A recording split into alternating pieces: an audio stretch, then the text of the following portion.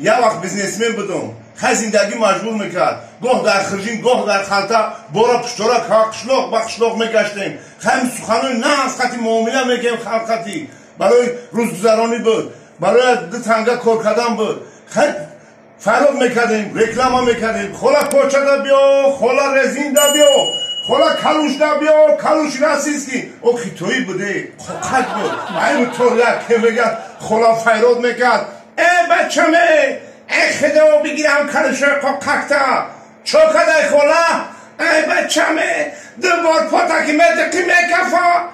ای خوله آسیاب ناو داره کار دنیا تاو داره او همون کلوش های پیشتی در بگیری میدانی کوکک های خیتویی های او را تفاهم میدی در تای کش 2 مینوت میقای ملوشم که میتقیش نمیکفه ای خوله نودونم خیلی با میرفتیم دوام میدودیم رزینده بیا رسیز کیا این طوری برا با یک زنک دیگه میبره ای سقیره رو تکسی نکو هم رزینه فلخقتی چوکه ده خوله این بچه میده آمشون در جاش نمیستم میخمه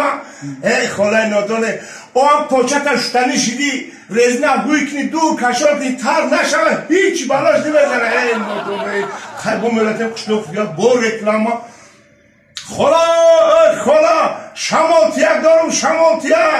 ای بچه می شمالتیک کار نمیا چوکه ده خوله این بچه نمیتمه کنم اما پرکاش بپره ای خوله نادان آخی بخیتایی او را ای خیمه قبی کلتا میتونه ای خوله نادان خیلی با دوام میدادیم قشلاق دیگه دا میرفتیم داروی موش هم رکلام هم میکنیم داروی موش دا بیا خوله داروی موش راستیست که جاش دا موش هم بکشم باید